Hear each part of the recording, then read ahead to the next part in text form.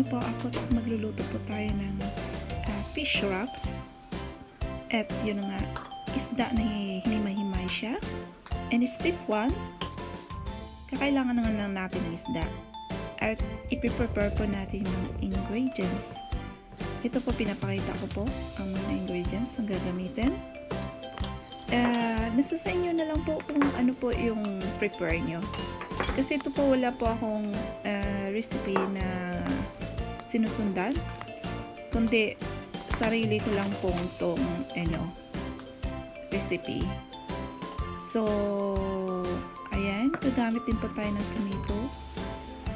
Yung maliliit na mga tomatoes ang gagamitin natin. Maghiwa po tayo ng sibuyas, bawang, yung onion leaves, gagamit din tayo niyan. And then, step 2, gagawa po tayo ng dressing natin. Sa dressing po, gagamitin ko po yung, yung cream. At yun nga, lalagyan po natin siya ng garlic. So, magiging siyang garlic sauce. And then, ayan.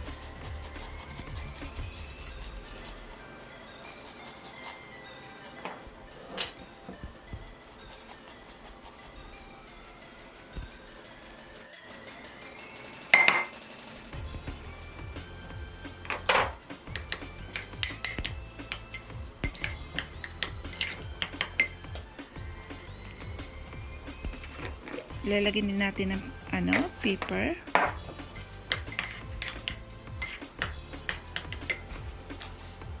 Ayan, at konting onion leaves.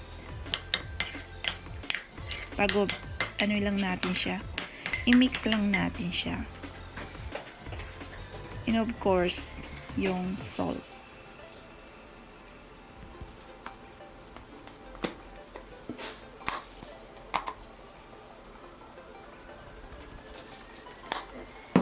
And then, i-mix lang din po natin siya ulit.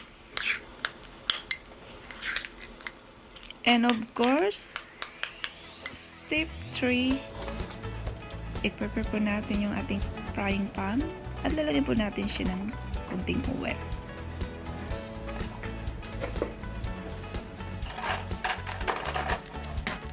Hintayin natin hanggang sa uminit siya yung oil.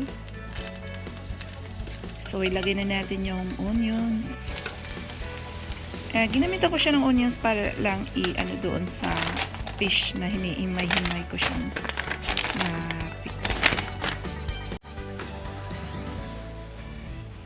Then, afterward is step 4. So, gagamit pa tayo ng tortillas wrap.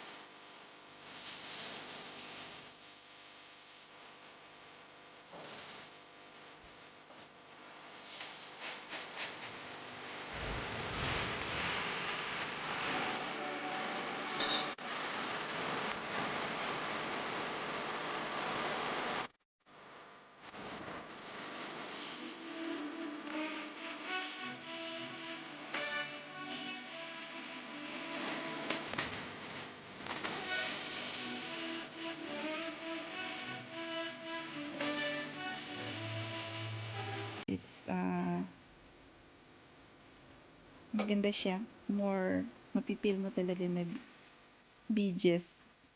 More on BGS yung kinakain po natin.